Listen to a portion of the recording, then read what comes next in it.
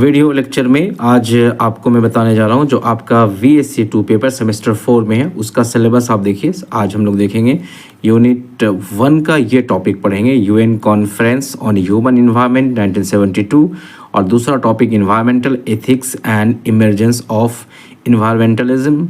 ये दो टॉपिक को कवर करने की कोशिश करेंगे, इसलिए कि एग्ज़ाम बहुत जल्द होने वाला है और सिलेबस जो है बहुत ज़्यादा है। तो चलिए शुरू करते हैं। ये टॉपिक आपने पढ़ना है। अभी आपका यूनिट 1 चल रहा है, जो यूनिट 1 आपका ह्यूमंस एंड इन्वायरमेंट्स है, यानी मनुष्य और पर्यावरण। इसमें जो टॉपिक्स पहले हमने आपको बता दिए उसको जाके अच्छे से देखिए, समझिए। और जब यूनिट 1 कंप्लीट हो जाएगा तब मैं इसका MCQ आपके लिए प्रेजेंट करूंगा यहाँ पे कि एग्ज़ाम में किस टाइप से क्वेश्चन पूछा जाएगा। तो आज के वीडियो में फ़िलहाल दो टॉपिक कवर करने की कोशिश करेंगे। पहला टॉपिक है UN conference on human environment in 1972, and second topic होगा environmental ethics and emergence of environmentalism. ये दो टॉपिक पे हम लोग डिस्कस करेंगे इंग्लिश और हिंदी, और बहुत ही आसान शब्दों में। चलिए सबसे पहले पहला टॉपिक को देखते हैं इंग्लिश में ये क्या है। टॉपिक आपका ये है यूएन कॉन्फ्रेंस, यानी कॉन्फ्रेंस मतलब जो है कि यूएन यानी यूनाइटेड नेशन में जो कॉन्फ्रेंस हुआ था किसके ऊपर हुआ था? ह्यूमन इन्वायरमेंट के ऊपर। कब हुआ था? 1972। ये ब्रीफ हिस्ट्री यहाँ पे लोकेशन पहले बता रहा है कि स्टॉकहोम स्वीडन में हुआ था। ठीक है, ये कब से कब चला था? ये कॉन्फ्रेंस 5 जून से 16 जून तक 1972 में हुआ था। और MCQ यहाँ से बनेगा कि यूएन कॉन्फ्रेंस ह्यूमन इन्वायरमेंट कब हुआ था, तो आप 5 जून से 16 जून इसको याद रखिएगा।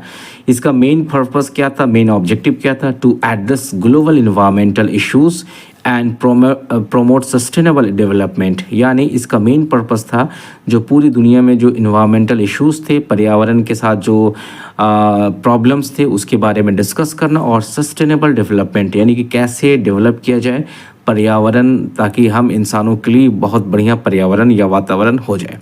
तो ये पर्पस था। अब इस पे सबसे पहले देखेंगे कि इसकी जो हाइलाइट्स है कि first major international environmental conference, ठीक है, इसको ये वाला जो 1972 यूएन कॉन्फ्रेंस हुआ था, इसको कहा जा रहा है कि this was the first time environmental protection was discussed at a global level. यानी ग्लोबली ये जो पहला कॉन्फ्रेंस था जो डिस्कस किया गया था।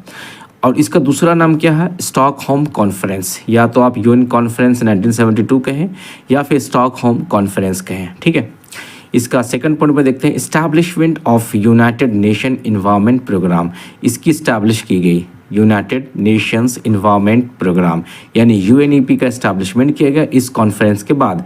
After this conference the UNEP was created to focus on environmental protection. यानी इस नेशंस को, इस प्रोग्राम को क्यों लॉन्च किया गया, क्यों इनको डेवलप किया गया या क्यों क्रिएट किया गया? इसलिए कि पूरा का पूरा फोकस इन्वायरमेंटल प्रोटेक्शन यानी पर्यावरण की रक्षा कैसे की जाए, किस बिंदु पर की जाए, किस तरीके से की जाए, सारा का सारा डिस्कशन इस प्रोग्राम पे होगा। ठीक है, उसके बाद देखिए पॉइंट नंबर 3 में Stockholm declaration.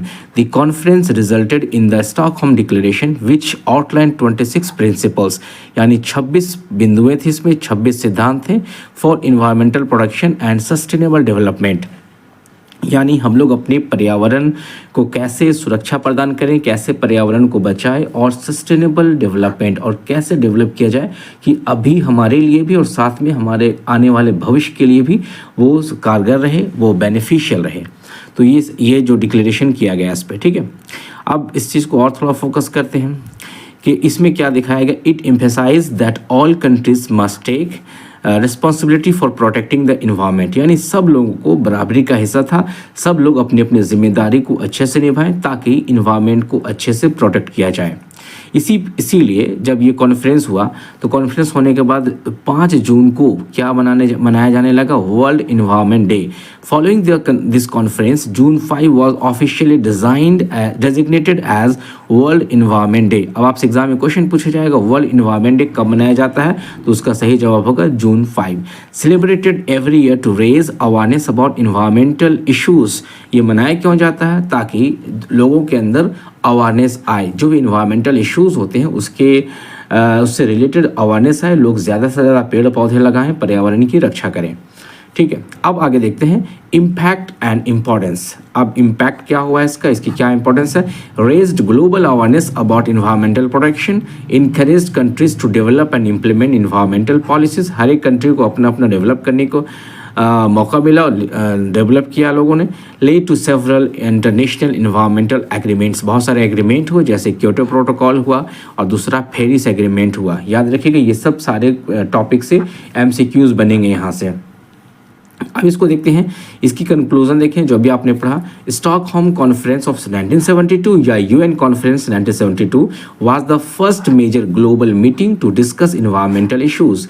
It led to the creation of UNEP। जब ये कॉन्फ्रेंस हुआ तो क्या डेवलप हुआ, क्या क्रिएट हुआ, UNEP set the foundation for environmental policies world wide. पूरी दुनिया में जो भी इन्वायरमेंटल इश्यूज है उसके ऊपर में फोकस करने के लिए।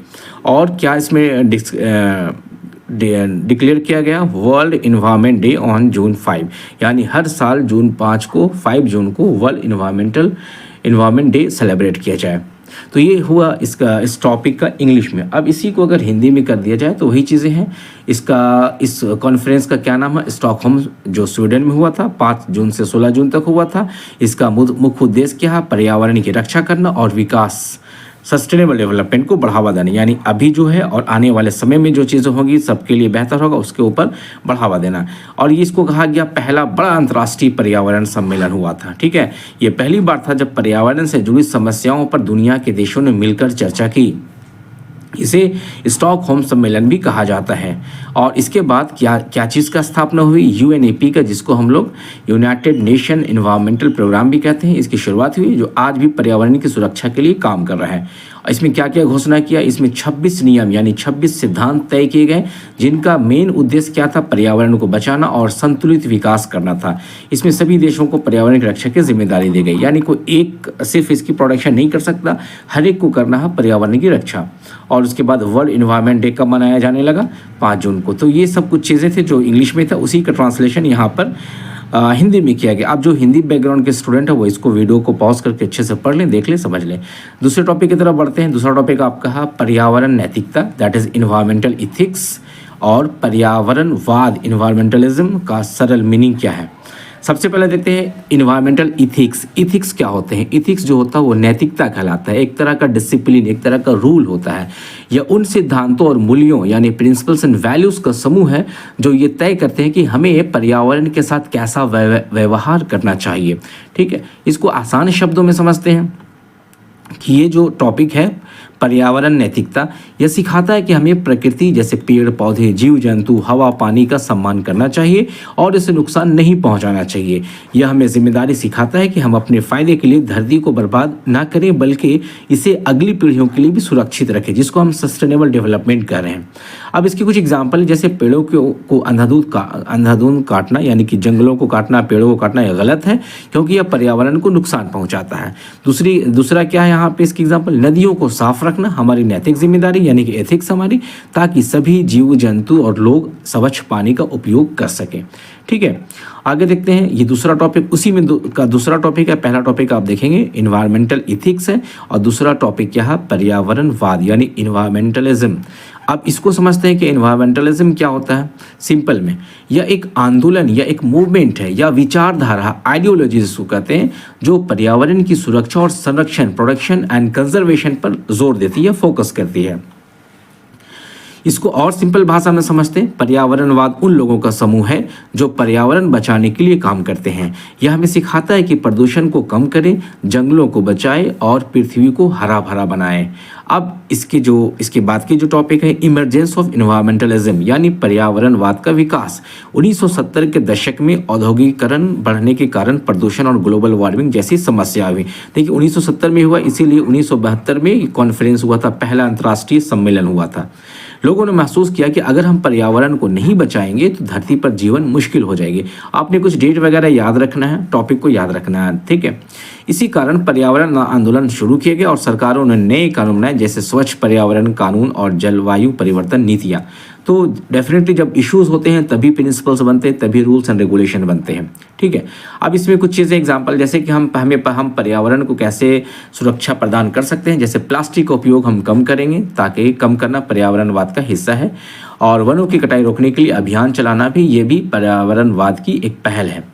अब इन्वायरमेंटल एथिक्स के बारे और भी हम देख लेते हैं। हमें सिखाती है कि हमें पर्यावरण का सम्मान करना चाहिए और उसे नुकसान नहीं पहुंचाना चाहिए।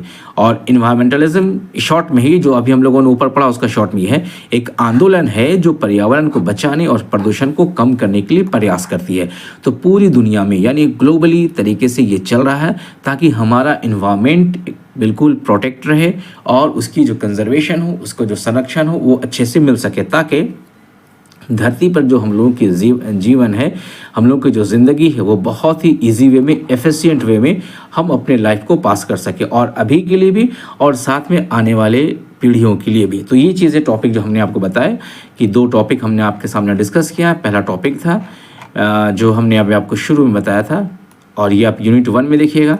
पहला टॉपिक आपने देखा यहाँ पर, ये पहला टॉपिक था कि UN conference on human environment 1972, और दूसरा टॉपिक था environmental ethics and emergence of environmentalism. ये दोनों को हमने इंग्लिश में भी और हिंदी में। अब यूनिट 1 अगर कंप्लीट हो जाता है, उसके बाद हम आपके लिए MCQs लाएंगे, ताकि आपको आइडिया हो जाए किस टाइप से क्वेश्चन आता है। ठीक है, तो इसके बाद फिर मिलते हैं नेक्स्ट टॉपिक के साथ next time. Thank you very much.